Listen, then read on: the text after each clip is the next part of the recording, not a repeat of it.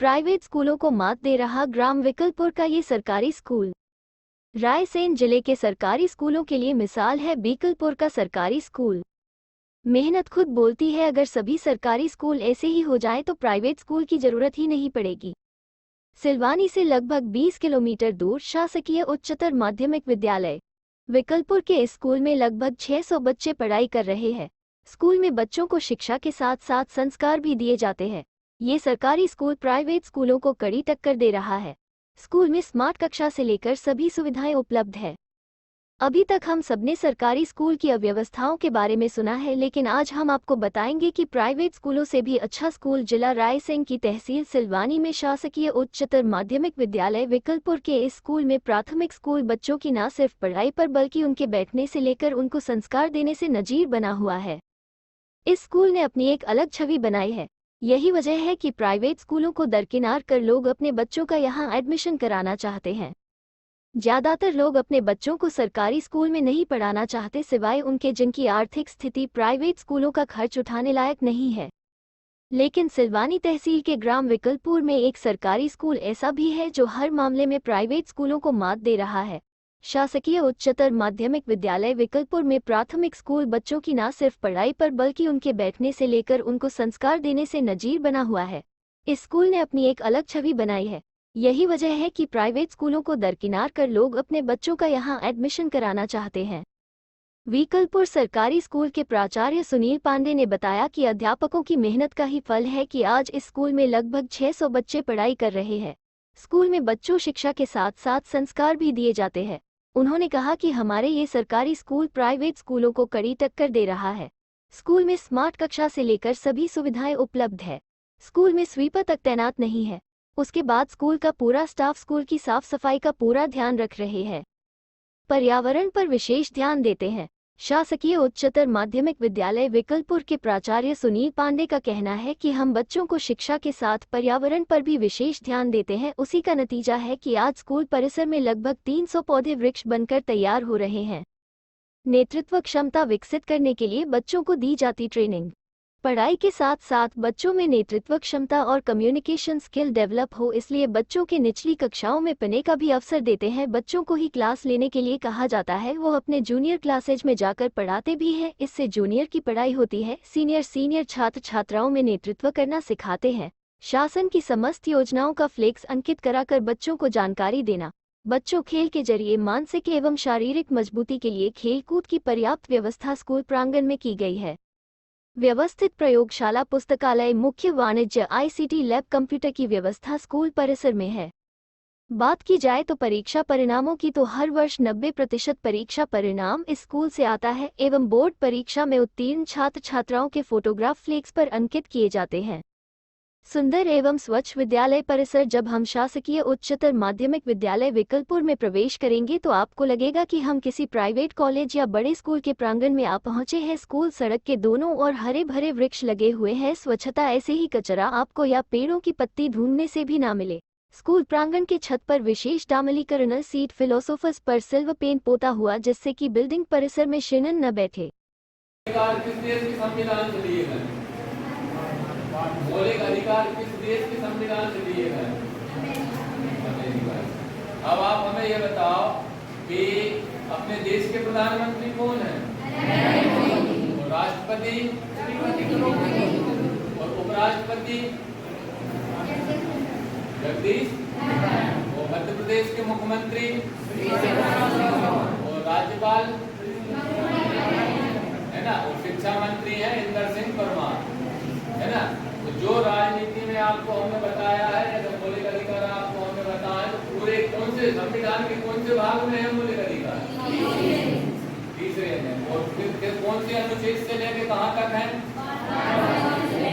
12 से 33 तक। संविधान का मैग्ना कार्टा किसे कहा जाता है? इस तरीके से जो पढ़ाया है भारत की संविधान की प्रस्तावना और ये बेसिक चीजें पूरी, दोनों फ्लेक्स याद करें आपने जो लिखे हुए हैं, ऐसे तैयारी करके आना। जो आज अपन ने पढ़ा है कल आपसे पूछा जाएगा, तो आप कॉपी में भी नोट करते जाना। सब्जेक्ट वाइज बताओ आप। एक दिन बोलो, एक दिन में बताओ आप कौन कौन से लगे पीरियड आपके आज? पहले आप कितने बजे स्कूल आए आज? बता 12:30 बजे सबसे पहले पीरियड 9:30 9:30 कह रहा है। अच्छा 9:30 बजे सबसे पहले पीरियड का क्या था आपका? उसके बाद सेकंड, थर्ड, फोर्थ। क्या नाम है आपका? वर्षा मलैया। वर्षा जी, किस तरह का माहौल है स्कूल में, किस तरह का वातावरण आप देखती हैं? सर हमारा स्कूल बहुत अच्छा है, सारे टीचर सभी अच्छे पढ़ाते हैं, आर्ट में भी और साइंस में भी। 10:30 बजे प्रेयर होती है सर। प्रेयर के बाद पंचांग, सुविचार, जिसका भी जन्मदिन होता है उसका जन्मदिन मनाया जाता है। और गुड न्यूज़ होती हैं, जो समाचार होते हैं वो सर हम लोगों को सर बताते हैं। भारत के प्रधानमंत्री का नाम है? देश के प्रधानमंत्री का नाम है? श्री नरेंद्र मोदी। आपके प्रिंसिपल क्या नाम है स्कूल का? श्री सुनील पांडे। पांडे जी, किस तरह का वातावरण रहता है आपका जब स्कूल में जाते हैं, इस क्लास में जाते हैं, आप किस तरह की बात करते हैं आप लोगों से? सर वो यूपीएससी है, जैसे यूपीएससी का फॉर्म भरना है उसके बारे में बताते हैं, नीट की तैयारी करनी है किसी को उसके बारे में बताते हैं, किसी को आईएएस आईपीएस जैसे पुलिस अफसर बनना है उसके बारे में बताते हैं, डॉक्टर, इंजीनियर, अलग अलग बातों में सभी को समाचार देते हैं। स्कूल में सबसे अच्छी बात क्या लगती है आपको? सर हमारा स्कूल बहुत अच्छा है और यहाँ के सभी टीचर बहुत अच्छे से पढ़ाते हैं। क्या नाम है आपका? कौन सी क्लास में है आप? 12। कितने बजे आते हैं स्कूल आप? 10 बजे। कितने बजे लगता है स्कूल? 10:30 बजे। कितने सब्जेक्ट हैं आपकी क्लास में? और 5 सब्जेक्ट हैं। 5 सब्जेक्ट पूरे लगते हैं आपके? हाँ। आपका कौन सा सब्जेक्ट है? बायो 10th में क्या परसेंटेज बनाया था आपने? 84.8। अच्छा, किस तरह का आप माहौल देखते हैं स्कूल में शिक्षा के मामले में? बहुत अच्छा और डिसिप्लिन। अच्छा, और आप क्या चाहते हैं स्कूल में नया होना चाहिए? जो आपको ऐसा लगता है कि स्कूल में भी कमी हो वो पूरी होना चाहिए, ऐसा क्या लग रहा है आपको? कोई कमी लगती है स्कूल में कि नहीं लगती है? नहीं लगती। सब श्रेष्ठ है स्कूल में। सब श्रेष्ठ है। क्या नाम है आपका? स्नेह रघुवंशी। कौन सी क्लास में है अभी आप? मैं 12वीं क्लास में हूँ। 10th में क्या परसेंटेज रहा आपका? 79। कौन सब्जेक्ट चुना आपने 11th आने के बाद? कला संकाय आर्ट्स। आर्ट क्यों चुना? और भी सब्जेक्ट है, मैथ है, साइंस है, उसमें काफी भविष्य बच्चों का, इसमें आर्ट में क्या देखा आपने? मुझे बहुत रुचि थी पहले से ही, मुझे प्रशासनिक अधिकारी बनने का बहुत ही शौक था पहले से ही, और यूपीएससी की तैयारी करना मुझे बहुत पसंद है। अच्छा, 12th के बाद यूपीएससी तैयारी करेंगे आप? स्कूल का वातावरण कैसा है, किस तरह का माहौल है यहाँ पर? यहाँ पर बहुत अच्छा वातावरण है, मुझे मेरा स्कूल बहुत अच्छा। पूरे आपके जो सब्जेक्ट है सब क्लास के टीचर आते हैं? हाँ, पूरे आते।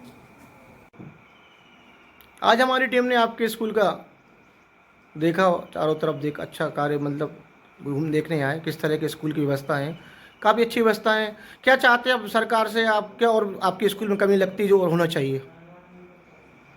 प्रयास यही है हमारा कि ग्रामीण क्षेत्र है, ग्रामीण क्षेत्र में यदि वाहन सुविधा यदि बच्चों को मिलती है तो निश्चित रूप से हमारी 100% उपस्थिति होगी। अभी हम प्रयास करके लगभग 90% के करीब बच्चे आ रहे हैं, 10% बच्चे लगभग नहीं आ पाते हैं, तो उनसे हमने शिक्षकों की ग्राम वार्डवार समिति बनाई हुई है, वो जाते हैं और गाँव का भ्रमण करके उन बच्चों से संपर्क करके उन्हें प्रेरित करते हैं कि लगातार वो स्कूल आएँ। इतने अच्छे स्तर पर स्कूल को पहुंचाने में आपको कितना समय लगा और कितनी मेहनत की आपने? अब ये मानो आप ये सामूहिक प्रयास है।